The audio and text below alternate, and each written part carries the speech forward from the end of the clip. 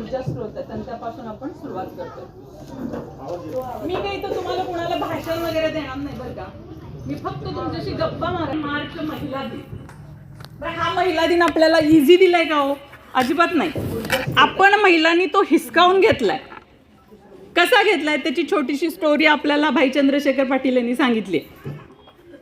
तर प्रथम हा महिला दिन साजरा करणाऱ्या जोगेश्वरी ग्रामीण पतसंस्था जी आहे त्याच्या सगळ्या संचालिका त्यांचं मी अभिनंदन करते आणि धन्यवाद मानते. बघा, महिलांनी महिलांसाठी आर्थिक एक स्रोत निर्माण केला, त्याबद्दल आपण महिलांनी या सगळ्यांचं मोठ्या टाळ्या देऊन स्वागत करायचंय. कारण महिला सक्षम होण्यासाठी महत्त्वाची गरज असते ते आर्थिकच असते आणि तोच तुमचा प्रश्न या महिलांनी निकाली काढलाय. आणि तुम्हाला जर सक्षम व्हायचं असेल तर या महिलांना 100% समर्पित होऊन तुम्ही सपोर्ट केला पाहिजे. आज 8 मार्च महिला दिन.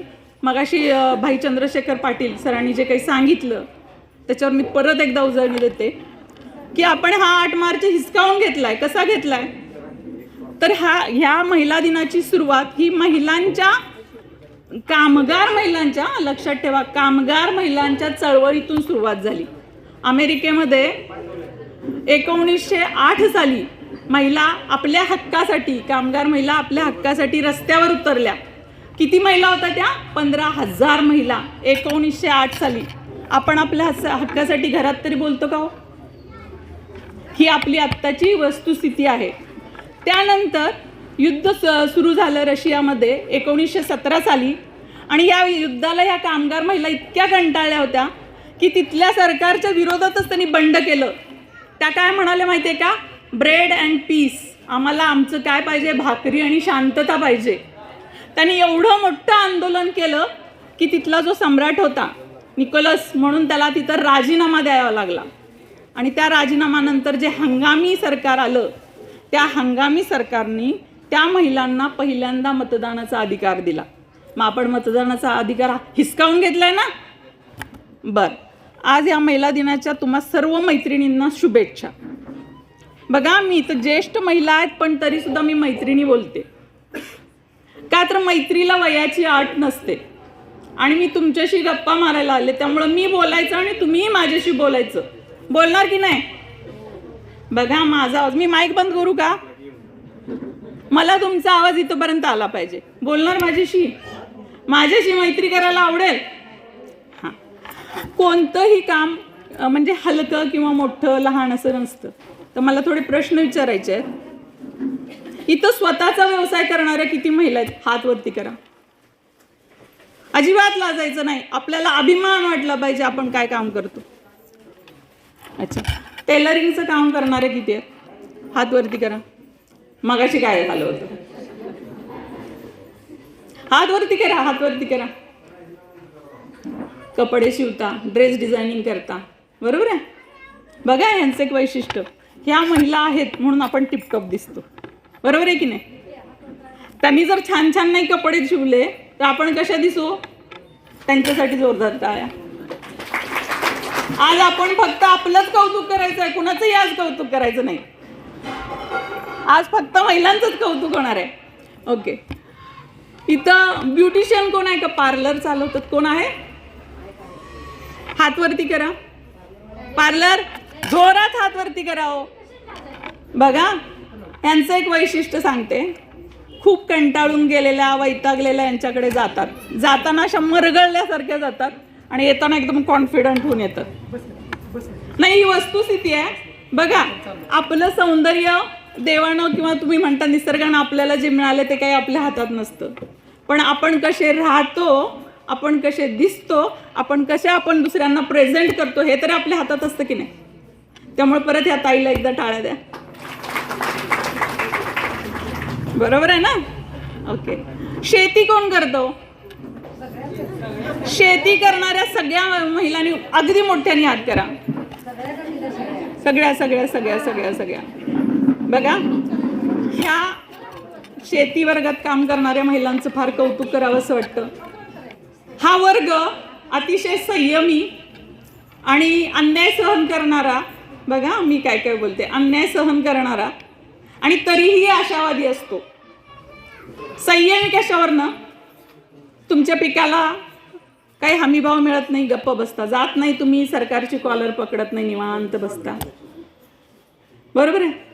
म्हणजे हा एक प्रकारचा अन्याय आहे. आणि संयमी आहे. आशावाद, निसर्गानं पीक गेलं, तुमचा लॉस होतो, सरकारकडनं काही मदत मिळत नाही, पण तरीही परत पुढच्या वेळेला पीक येऊ दे नाही येऊ दे, तेवढ्याच ऊर्जेनं तुम्ही उभा राहता आणि मग परत आणि शेतीसाठी पैसे खर्च करता, पिकवता आणि परत आपलं रोजगार करता. आता तुमच्या इकडची जमीन मला माहिती नाही आहे, मी तुमच्याच भागातली आहे, सांगलीची, म्हणून तर मी आज गप्पा मारायचं धाडस करते. कारण मला महिला दिनाचा पहिलाच कार्यक्रम मिळाला आहे. प्रत्येक वेळी मला शिवाजी महाराजांच्यावर बोला, जिजाऊ साहेबांच्यावरती बोला, तिथं काही चर्चेला वावच नसतो. कारण तिथे एक सणावळ चुकून चालत नाही, काहीच नाही, आणि एक शब्दही चुकून चालत नाही. तो आपला इतिहास आहे आणि इतिहासामध्ये चूक करण्याची किंवा चुकीचं सांगण्याचा कुणालाही अधिकार नाही. मग मला मात्र आज महिला विषय, मी लगेच एका सेकंदात श्रीकांत दादांना म्हटलं मी यायला तयार आहे, मला माझ्याविषयी बोलायचं आहे, माझ्या महिलांशी बोलायचं आहे. आणि म्हणून मी खूप म्हणजे एकही मिनिटाचा विचार न करता यायला तयार झाले. आता हे शेतकरी महिलांचं बघ, आमच्या भागात जरा काळी माती आहे, पावसाळ्यातली त्या महिलांची अवस्था सांगते. गुडघ्यापर्यंत पाय चिखलात जातो. इथली जमीन कशी आहे मला माहिती नाही, अशीच आहे. हां, जोडवे निघून जातात, पायाला दगड कापतो, बरोबर आहे. ऊन लागू नये म्हणून सकाळी 6ला शेतात जावं लागते. त्याच्या आधी पहाटे उठून स्वयंपाक करा, माझं धनी जेवणार असते, त्याच्या जेवणाचा डब्बा घेऊन मला शेतात जायचं असते. आणि एवढं असूनही ह्या महिलांचं कुठंही नाव नसतं, हे दुर्दैव आहे. परवाच एक गावात महिला, म्हणजे एक वयस्कर महिला वारली आणि मी गावी होते आमच्या आत्याच्या. ती काय म्हटली माहिती का, तिचा मुलगा लागत, ती वरल्या आळीचं एक म्हातारी मेली. बघा, वरल्या आळीची म्हातारी मेली. माझ्या आत्याने विचारलं कोण रे? अरे तो धोंडीबुवा नाही का, त्याची सून. कोणाची? धोंडीबुवाची सून. कोण धोंडीबुवा? आता राम्या नाही का, राम्या त्याची बायको. बघा, ती राम्या पण आमच्या आत्तीला माहित नाही. अरे तो पक्या येत नाही का माझा मित्र, त्याची आई मेली.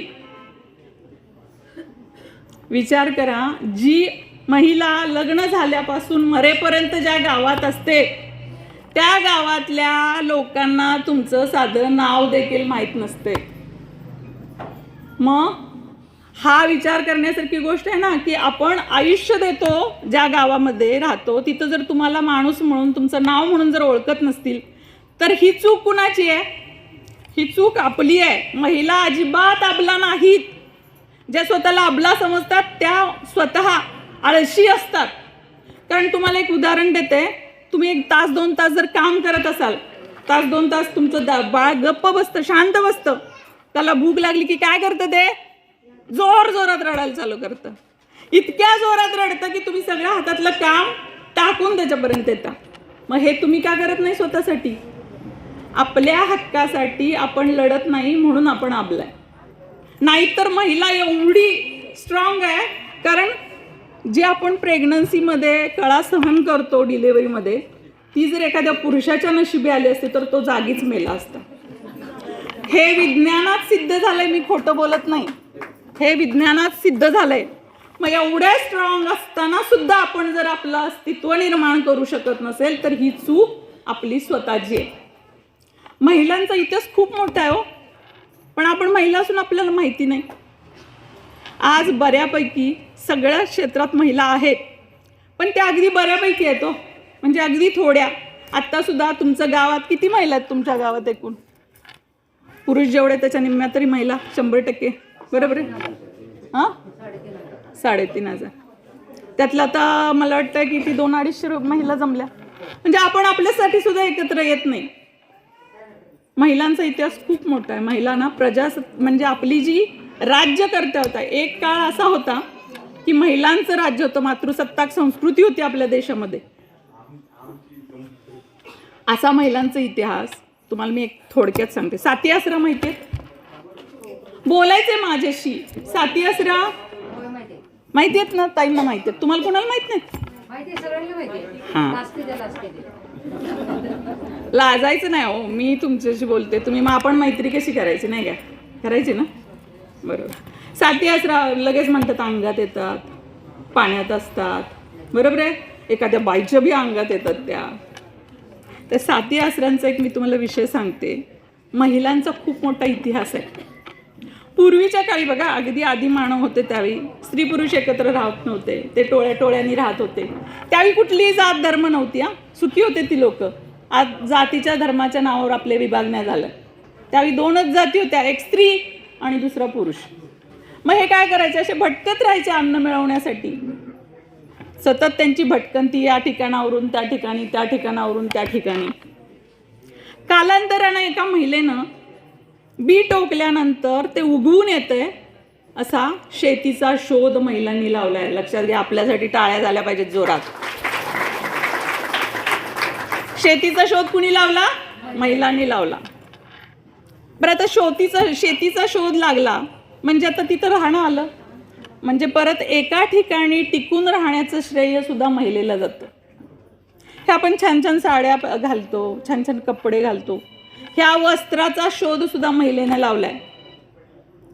आपल्याला ह्या हळदीतून हा फायदा होतो किंवा ह्या अन्नातून हा फायदा होतो, जे औषधाचा शोध सुद्धा महिलांनी लावलाय. आणि ह्या साती आसरा म्हणजे त्याच महिला आहेत ज्यांनी आपलं संस्कृती निर्माण केली. कारण संस्कृती कशी निर्माण झाली, कुटुंब व्यवस्था कशी निर्माण झाली, जर शेतीचा शोध लागलाच नसता आणि आपण एका ठिकाणी राहतच नव्हतो तर आपण कुटुंब निर्मिती झालीच नसती. आणि यामुळं त्या साती आसरांची एक कुठंतरी कृतज्ञता व्यक्त करायची. त्या काही देवी वगैरे नाही आहेत, त्या जुन्या राज्यकर्त्या, जुन्या गणिका आहेत, ज्यांनी म्हणजे त्या आपल्यासारख्या होत्या आणि त्यांनी हा शोध लावला. आणि आपण काय केलं, त्यांचा इतिहास पुसून टाकला. त्यांना मस्त हळदी कुंकू लावतो आणि त्यांची भीती निर्माण केली. काय अंगात येतात, ह्या वेळेला तर नदीवर जायचं नाही, त्यावेळेला त्या विहिरीवर जायचं नाही. चूक कुणाची आहे? आपली आहे. कारण महिलांमध्ये वाचन संस्कृती फार कमी असते. कामाचं निमित्त सांगायचं, माझ्या घरातलं हे काम असते, ते काम असते, ते काम असते, पण ह्या गोष्टीमुळं आपल्याला आपला इतिहास माहीत नसतो. मग या साती आसरा पाण्याच्याच ठिकाणी का बरं? कारण जिथं पाणी आहे तिथंच शेती पिकणार आणि त्यामुळं त्यांचं वास्तव्य कुठल्या तरी नदीच्या काठी वगैरे सुरू झालं. आणि त्यामुळं ह्या आपसारा म्हणजे काय बघा, आप म्हणजे पाणी आणि सारा म्हणजे राहणं, वास्तव्य, म्हणून त्या साती आसरा अपभ्रंशू. म्हणजे आपला इतिहास केवढा मोठा आहे. आज जे काही आहे आपल्या देशाची प्रगती बघा, आपल्या देशाची प्रगती, आपला देश शेतीप्रधान आहे की नाही, त्याचं मूळ कुणाशी आहे? महिलांशी आहे. आणि हा इतिहास आपल्याला माहिती नाही, हे आपलं दुर्दैव आहे. बरं, आज मी तुमच्या आर्थिक विषयावर तर अजिबात बोलणार नाही. आर्थिक सक्षम तुम्ही झाल्यात जमाय, कारण महिलांच्यासाठी आणि महिलांची जी पतसंस्था ही तुमच्यासाठीच तयार केलेली आहे. मग आता तुम्हाला काय करायचं आहे? आर्थिक सक्षम होण्यासाठी पैसा लागतो. त्या पैशाची सोय शिंदेताईंनी केलेली आहे, इथल्या महिला संचालिकांनी केलेली आहे, इथल्या आमच्या श्रीकांत दादांचा त्यांना सपोर्ट आहे. तर तुम्हाला काय करायचं आहे? महिलांना शिक्षणाची गरज आहे. फक्त 1ली, 2री, 10वी BA, BCom, इंजिनिअरिंग वगैरे शिक्षण नसतं. जे शिक्षण तुम्हाला पैसा मिळवून देतं, स्वाभिमानानं उभं राहायला शिकवतं, ते म्हणजे शिक्षण. समाजात वावरायला शिकतं ते शिक्षण. बाकीचं तर शिक्षणच आहे आजच्या गरजेत, पण आजही तुम्ही शिकू शकता. मग काय, तर त्या पार्लर शिकल्या ना पार्लर, त्या शिकण्यासाठी काही कोर्स असतो किंवा टेलरिंग शिकण्यासाठी कोर्स असतो. असे बरेचसे उद्योग आहेत जे शेतीपूरक आहेत. म्हणजे मी म्हणत नाही, शेतीच्या बऱ्याच गोष्टी आहेत. बघा, तुम्ही जर सिटीच्या लेवलला आलात तर तुम्ही किती डाळ, समजा मी XYZ जाते की 30 रुपयानं डाळ तुमच्याकडनं घेतली जाते, तीच डाळ आम्हाला तिथं 60 रुपयाला मिळते. काय करता तो? नुसतं त्याच्यावरची फोलं काढतात, फोलंच म्हणतो ना आपण, फोलं काढायची, त्याची डाळ तयार करायची, पॅकिंग करायचं, मस्त लेबल लावायचं आणि 30 रुपयाचा माल 60 रुपयाला आम्हाला आला. मग ह्या गोष्टी आपण का करू शकत नाही छोट्या छोट्या प्रमाणात? तर सगळ्यात मोठा आत्ताचा जर बिझनेस काय असेल तर शेतीपूरक असणारे, मग शेतकऱ्यांच्याकडे जे धान्य आहे, जे पिकतंय त्याचं प्रोसेस करून मार्केटमध्ये आणायचं. जे मधले मारवाडी दलाल वगैरे आहेत ते अफाट पैसा खातात. पिकवणाऱ्याला काही मिळत नाही. मिळतं कुणाला? तिथून तुमच्याकडनं उचलून नेऊन विकणाऱ्याला. मग तो मधला दुवा थोडासा कमी करा. शेतीत पिकणारं अन्न धान्य जे काही असेल त्या प्रोसेसिंगमध्ये महिलांनी उतरलं पाहिजे. मग अनेक गोष्टी आहेत प्रोसेसिंगच्या. तुम्ही मसाले तयार करू शकताय. आज मला वाटते बघा, यूट्यूबला बघितलं तर केक तयार करतात महिला, पिझ्झा तयार करतात महिला. आज जर तुमच्या गावची लोकसंख्या आहे आणि एका जर महिलेने चालू केलं ह्या गावात, मी केक तयार करून विकतो, तिचा बिझनेस चालेल की नाही? छोटंसं भांडवल लागते त्याला. तुम्ही शिकून अगदी ओरिजिनल प्रोडक्ट मी करणार असाल तर ठीक आहे, अन्यथा प्रीमेक्स मिळते, रेडी टू कुक. म्हणजे घ्यायचं आणि नुसतं त्या ओव्हनमध्ये टाकायचं, त्याच्यामध्ये जे मोल्ड असतात ते घालून. मग बाहेरून आज आम्ही आत्ता येताना जो केक आणला तो आम्हाला कुठून आणायला लागला? सांगोल्यातून आणायला लागला इथंपर्यंत. एक महिला अशी तयार झाली पाहिजे. जगाबरोबर आपण पळलं पाहिजे. म्हणजे आम्ही भाकरीच खातो आणि हे असंच, ते आपल्याला करता येत नाही म्हणून आपण असं बोलतो. आपण ह्या गोष्टी शिकल्या पाहिजेत. आणि मग एक महिला इथं जर एक गावातली महिला केक करून द्यायला सुरू केली, आपल्या ह्या महिला ग्रामीण पतसंस्थेतर्फेच तिची तुम्ही पब्लिसिटी करू शकता. पूर्वी 12 बलुतेदारी होती की नाही? तशी आपण परत मॉडर्न स्टाईलमध्ये चालू करू ना. जर महिलांना खरंच सक्षम बनवायचं आहे तर आपणच एकमेकींच्या हातात हात घातला पाहिजे. आपणच एकमेकींच्या हातात हात घातला पाहिजे. तो कसा? तुमच्या ग्रुपमधले एक आत्ता त्या पार्लर चालवत आहेत, दुसऱ्या कोण आहेत त्या टेलरिंगचं काम करतात, तिसऱ्या ह्या शेती करत आहेत. आपण जे मार्केटमधनं आणणार आहे ह्यांच्याकडनंच प्रोसेस करून घेऊ शकतो. एखादी केक करणार असेल तिच्याकडनं नेहमी केक घ्या. दुसरी एखादी आली, बाबा मला पिझ्झा करायला येतोय, पिझ्झाचं सुद्धा येते, अगदी बेस रेडी मिळतो मार्केटमध्ये. तुम्हाला काही रेडी हवा असेल सिटीतनं मी पाठवते, माझा नंबर दादांकडनं घ्या. आणि तुम्ही आज जाताना एक काम करा, एका वहीमध्ये ह्या शिंदेताईंकडे लिहून ठेवा की मला हा बिझनेस करायचा आहे, त्याची बेसिक माहिती मला हवी आहे. मग ते तुम्हाला केक बनवायचं असू दे किंवा काही अगदी ज्वेलरी डिझाईन करायची असू दे, काहीही असू दे, त्याचं बेसिक नॉलेज तुम्हाला शिंदेताई देतील याची मी गॅरंटी देते. आणि त्यासाठी तुम्हाला मात्र एक पाऊल पुढं आलं पाहिजे की मला काय करायचं आहे किंवा मी हे काय चांगलं. आपल्या अंगात जो गुण असतो तो प्रत्येक महिलेला कळतो बघा. म्हणजे एखादी खूप छान स्वयंपाक करते, तिच्या घरी 10 माणसं जरी अचानक गेली ना, तिच्या स्वयंपाकामध्ये जरासुद्धा इकडं तिकडं होत नाही. ही कला आहे. ह्या कलेला जरासं डेव्हलप करायचं आहे. हेच तर शिक्षण आहे. BA BCom म्हणजे शिक्षण आहे. आपण आपल्याला अडाणी म्हणायचं नाही. माझ्यामध्ये जी कला आहे ती डेव्हलप करणं आणि त्या डेव्हलप केलेल्या कलेतनं मला कसा पैसा मिळेल आणि मी माझ्या परिवाराची आर्थिक कशी मजबूती करेल, हे खरं शिक्षण. अशा ज्या काही गोष्टी असतील त्या तुम्ही यामध्ये लिहून घ्या. मग तुम्हाला काही प्रोसेस करायचं असेल, मी ताईंशी बोलेन, मी ताईंच्या कॉन्टॅक्टमध्ये राहील. तुम्हाला पुण्याहून माल पाठवायचा असेल, मुंबईहून माल पाठवायचा असेल, कुठल्याही गोष्टीचा, तर मी पूर्ण मदत ताईंना करते. ताई तुम्हाला सगळं समजावून सांगतील. आणि अशा प्रकारे आर्थिक सक्षम करायचं काम जर हे आपली पतसंस्था करणार असेल तर आता आपल्याकडं राहिला कुठला विषय? बघा, महिला काय असल्या पाहिजेत? महिला पहिल्यांदा शैक्षणिक सक्षम असल्या पाहिजे. म्हणजे तुम्ही बेसिक शिकलंच पाहिजे. म्हणजे मी आता हे येते म्हणजे मी शाळाच अजिबात शिकणार नाही असं नाही करायचं. आपल्या मुली शिकल्या पाहिजेत. आपल्या मुली शिकल्या पाहिजेत. त्यामुळे शैक्षणिक तुम्ही सबल झाला पाहिजे, सक्षम झालाच पाहिजे. दुसरं काय, ज्यावेळी तुम्ही शैक्षणिक आणि स्किल बेस शिक्षण घेऊन जर सक्षम झाला तर तुम्ही आर्थिक 100% सक्षम होणार. अहो, या शेतकरी महिलांनी समजा काही केलं, त्यातनं गुराळं वगैरे टाकले. गुळाला किती भाव आहे माहिती आहे का? आमच्या पुण्यामध्ये 150 रुपये किलोनं गुळ जातो. बऱ्याचशा गोष्टी अशा आहेत ज्या तुम्ही करू शकता आणि तुम्ही मार्केटमध्ये नेऊ शकता. झालं. तुम्ही आर्थिक सक्षम झाल्यानंतर काय? सामाजिक सक्षम झालं पाहिजे. सामाजिक सक्षम होण्याआधी तुम्ही घरात सक्षम झाला पाहिजे. घरातल्या निर्णय क्षमता जे असते, निर्णय जो असतो त्यामध्ये तुमचा हस्तक्षेप पाहिजे. जर मुलाला ह्या शाळेत घालायचं आहे, नवरा म्हणतो तर नाही, ह्याच्यापेक्षा, कारण महिलांचं बारीक लक्ष असतं बघा, कुठं काय चांगलं आहे, कुठं स्वस्त आहे, कुठं क्वालिटी आहे, तिथं आपल्याला ठामपणे सांगता आलं पाहिजे. ह्या शाळेत माझ्या मुलाला घालायचं आहे, ह्या वर्षी आपण घर बांधायचं आहे, ह्या घराला मी इतका पैसा तुम्हाला मदत करते. निर्णय क्षमतेमध्ये तुम्ही आला पाहिजे. आणि त्यासाठी परत मी रिपीट येते, तुम्ही शैक्षणिक स्ट्रॉंग पाहिजे, तुम्ही आर्थिक स्ट्रॉंग पाहिजे. त्यानंतर काय आलं, सामाजिक काही नसते हो, सामाजिक वगैरे काही नसते, सगळं जे काय असते ते राजकीय असते.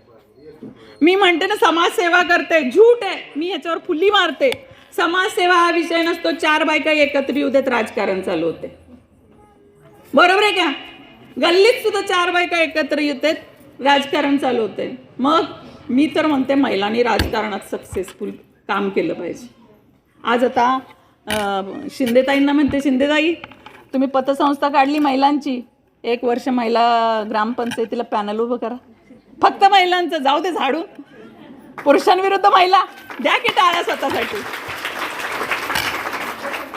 हां काय करायला हरकत आहे? अहो राजकारण खूप भारी करणार तुम्ही लोक, मला गॅरंटी आहे. का सांगू? टीव्हीवरच्या सिरियल बघा की सध्याच्या काय काय सासू सुनेवर राजकारण करते, तिच्या अन्नात विष घालते, जावेला धोपटते, जावेला जाऊ किडनॅप करून बाहेर विकून येते. एकच बाई 3 वेळा लग्न करते तरी पहिल्या नवऱ्याला माहित नसतं. असल्या सिरियल आपण बघतो आणि तेही आपल्या मुलांबरोबर. सगळ्यात मोठं दुर्दैव आहे. इडियट बॉक्स आहे तो, टीव्ही पहिला बंद करा घरातला. जर तुम्हाला तुमची पिढी घडवायची असेल, तुमची मुलं जर घडवायची असतील तर तुमच्या घरातला टीव्ही बंद झाला पाहिजे. त्या टीव्ही मध्ये ते नागडे उघडे बाबे येतात, चमत्कार करून दाखवतात आणि तुम्ही नमस्कार करून त्यांच्याकडे बघता. मी धार्मिक आहे, पण आपला धर्म काय ह्याचा सुद्धा आपला अभ्यास पाहिजे ना. त्यासाठी तुम्हाला तुमचा इतिहास माहिती पाहिजे. बघा, आपण आपल्याला अबलं का म्हणायचं? हे जे स्वराज्य आहे, ह्या स्वराज्याची निर्मिती करणारी एक महिला आहे. अभिमान वाटला पाहिजे. जिजाऊ आऊसाहेबांनी स्वप्न बघितलं आणि त्यांनी 2 छत्रपती उभे केले. किती? 2 छत्रपती. शिवाजी महाराजांनी 250 किल्ले जिंकले आणि संभाजी महाराजांनी 350 किल्ले जिंकले. एकही लढाई न हरणारा छत्रपती देणारी एक महिला होती. मग आपल्यामध्ये काय कमी आहे?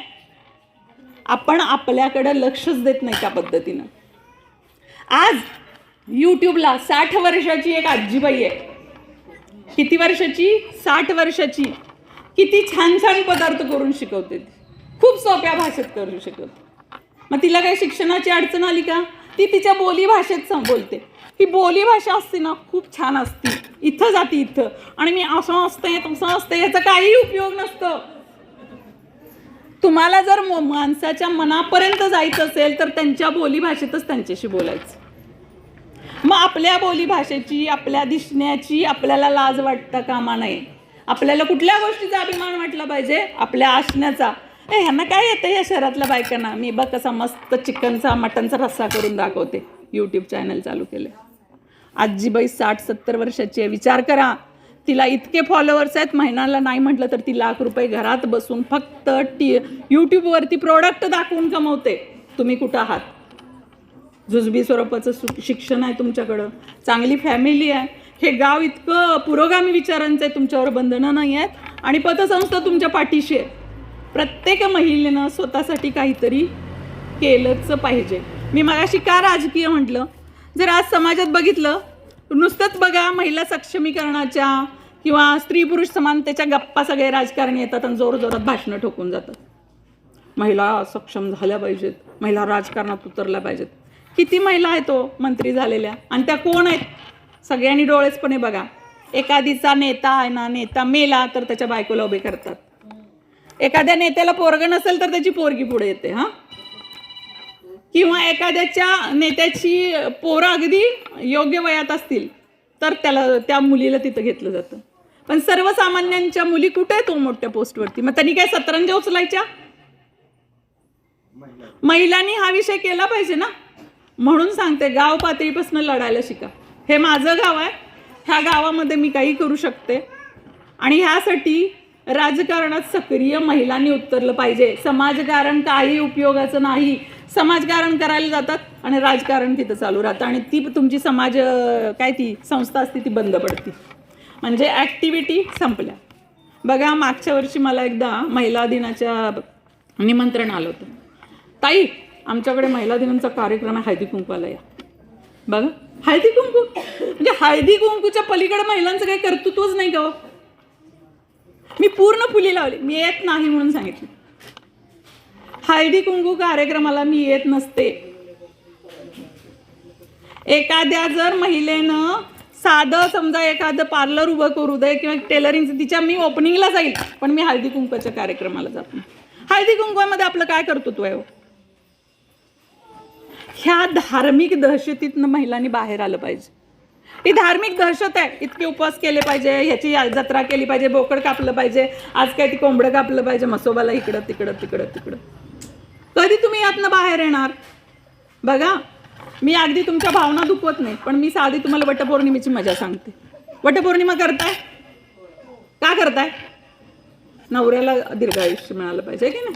हाच नवरा 7 जन्मी लाभो, त्या वटाला अशा फेड्या काढणार, हो की नाही? बरोबर ना? हे तुम्ही बोलत नसलं तर मी कशी बोलणार? हा नाही, व्यसनी असू दे कसा असू दे, ते नाना थँक्यू.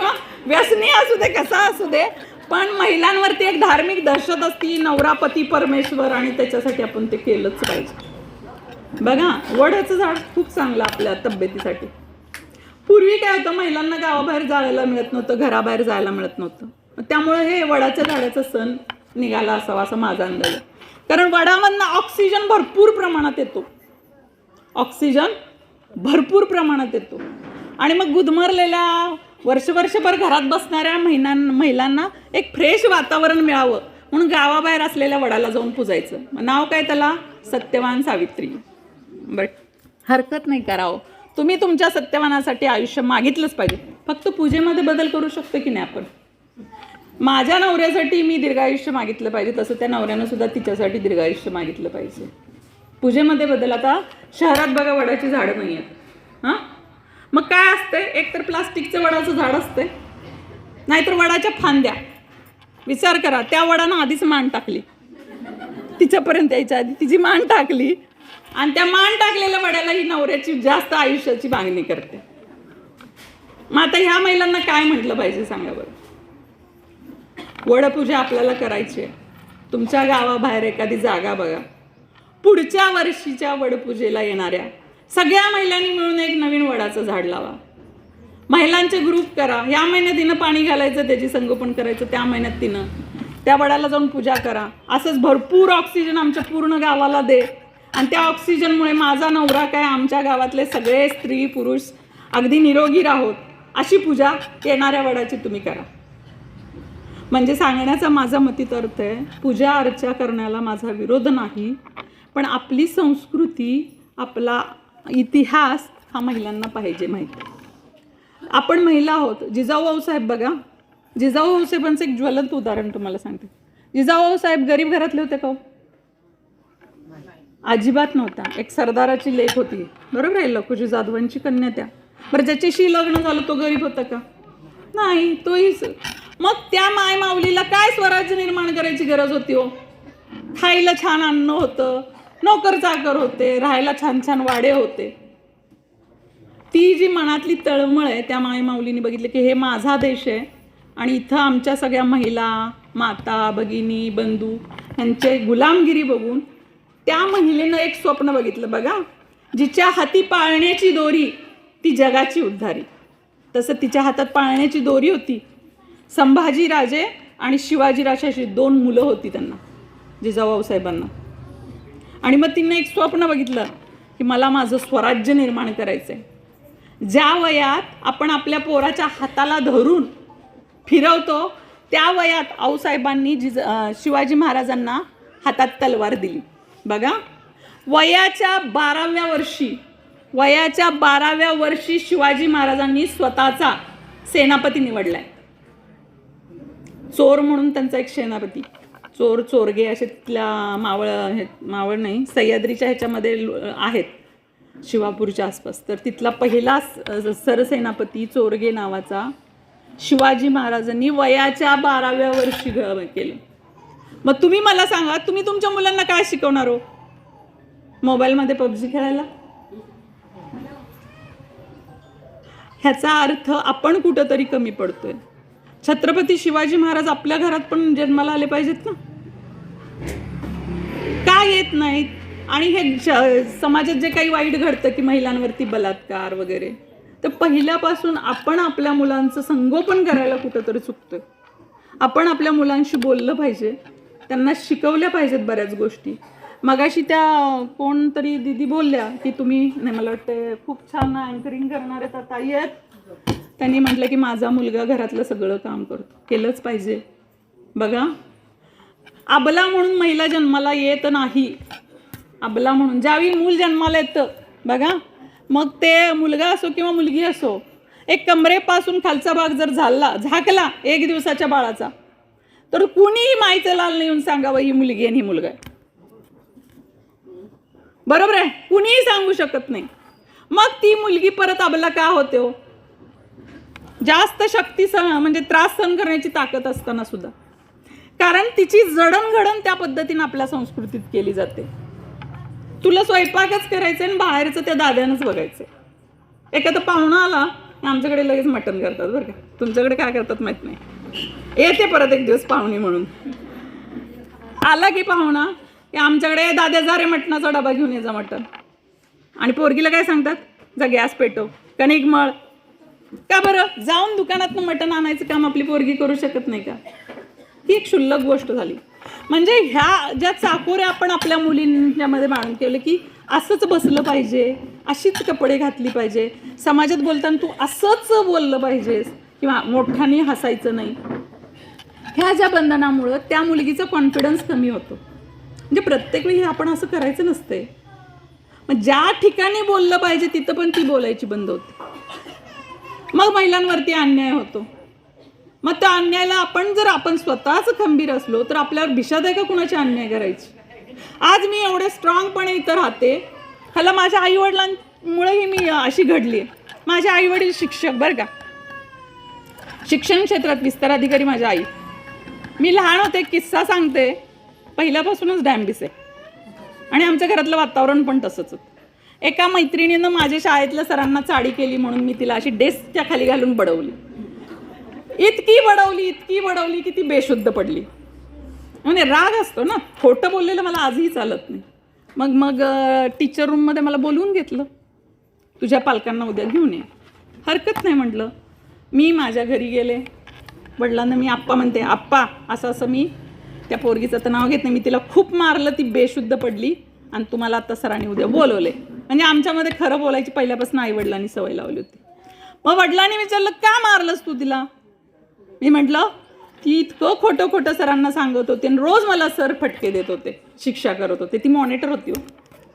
मग ठीक आहे, तू खरं बोलतेस ना? म्हटलं 100% आप्पा मी खरं बोलते. वडील माझ्याबरोबर शाळेत आले, अजिबात ते सरांना काही उलटं बोलले नाहीत, शांतपणे ऐकून घेतलं. असं तसं ते सर अगदी मोठमोठ्याने ओरडून बोलत होते, तुमची मुलगी अशी करती, इतकी भांडती, इतकी मारामाऱ्या करती.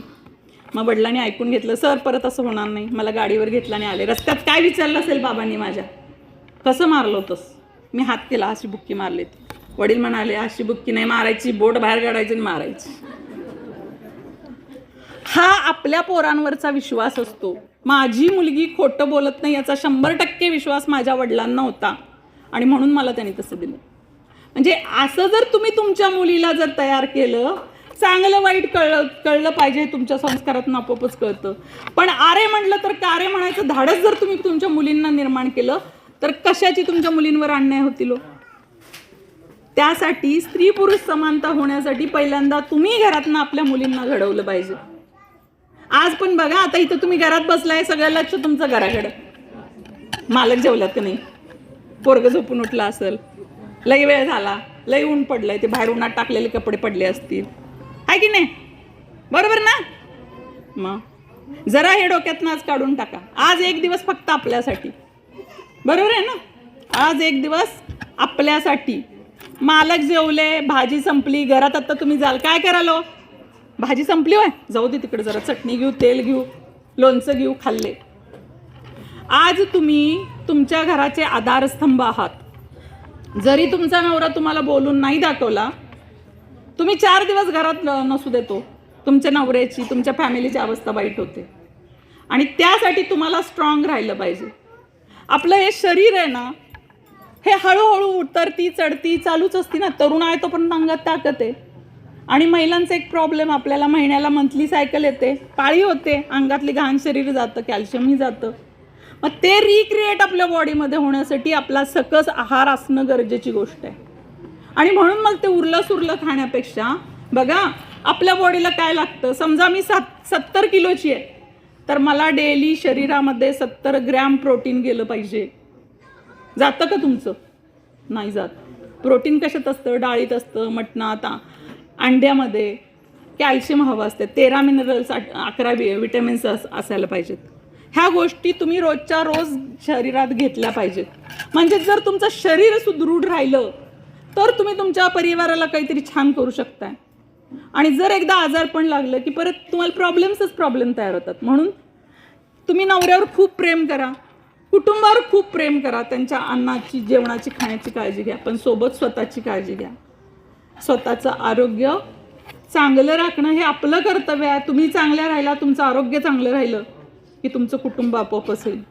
बराच वेळ झाला आहे, मी खूप बोलू शकते बरं का महिलांविषयी, पण उन्हाचा इतका त्रास चालला आहे आणि मला वाटतं अजून अध्यक्षीय भाषण आहे. तर एवढंच सांगेन की एवढी मोठी पतसंस्था, इतक्या चांगल्या ज्या महिला आहेत, या मान्यवर महिला, मी आज कुणाचंही नाव मला माहीत नसल्यामुळे मी कुणाचंही नाव घेतलं नाही, पण या अशा कर्तृत्ववान महिला पाठीशी आहेत तुमच्याशी की ज्या तुमचे आर्थिक प्रॉब्लेम सॉल्व्ह करू शकतात. तर यांची मदत घ्या. छोटे मोठे उद्योग काहीतरी चालू करा. आणि तुम्हाला खरंच काही असेल, चर्चा करावी वाटत असेल, तर मी बऱ्याच गोष्टीवर व्याख्यानं देते. मी महिलांच्या पर्सनल प्रॉब्लेमवरती बोलते, महिला ग्रूमिंगवरती बोलते, नॅचरोपॅथी झाले त्यामुळं मी आरोग्यावरती बोलते. अगदी तुमच्या सौंदर्य क्षेत्रापासून ते तुमची भांडणं कुठं लागली असेल, कुठली केस टाकायची, इथनं सुद्धा मी बोलू शकते. त्यामुळे इथून पुढे जर माझी काही गरज लागली तर शिंदेताईंना तुम्ही सांगा, आपण चर्चासत्र घडवू. काही नवीन काही प्रोग्राम करायचा असेल, नवीन कुठला उद्योग करायचा असेल तर आपण हे करू. आणि इथं स्टेजवरती नाना आज तुमचा वाढदिवस आहे, वाढदिवसाच्या हार्दिक शुभेच्छा. ह्या सगळ्या महिलांना पण शुभेच्छा महिला दिनांच्या. संचालक बॉडीतील मला तुम्ही सगळ्यांनी इथं बोलवलं आणि आज बोलण्याची जी संधी दिली त्याबद्दल मी सगळ्यांचे आभार मानते. धन्यवाद. धन्यवाद रुपालीताई. रुपालीताईंच्या बोलण्यातून आपल्याला कळलं की दिसण्यापेक्षा असणं महत्त्वाचं. आपल्या रूपाचा गर्वही करू नका किंवा त्याला कमीही समजू नका. वैशाली सामंत म्हणतात, सुंदर दिसण्याचा आणि बारीक असण्याचा काहीही संबंध नाही. त्यांच्या मताशी मी ठाम आहे. त्याच्यामुळे माझ्याकडे पाहिलं तर तुम्हाला मोठा 0 फिगर दिसेल. तरी सुद्धा सांगते की आपल्या आरोग्याची आपण काळजी खरंच घ्यायला हवी, कारण कुटुंबाचा आधार आपण असतो. जर घरातली करती धरती स्त्री जर बसली, तिच्याच आरोग्याला जर काही झालं तर अख्खं घर, अख्खं कुटुंब आजारी पडतं. म्हणून प्रथमतः आपल्या आरोग्याची आपण काळजी घेऊयात आणि पर्यायानं आपल्या कुटुंबाची सुद्धा. आणि आजचा हा नारी गौरवाचा सोहळा आपण संपन्न करतोय. जागतिक महिला दिनाच्या निमित्तानं आपण या ठिकाणी जमलेलो आहोत. तर मैत्रिणींनो, काही सत्कार आपण या ठिकाणी संपन्न करतोय. ज्या महिलांनी आपल्या कार्यकर्तृत्वाच्या जोरावर अतिशय उत्कृष्ट असं काम केलेलं आहे, त्यांच्या क्षेत्रामध्ये विशेषतः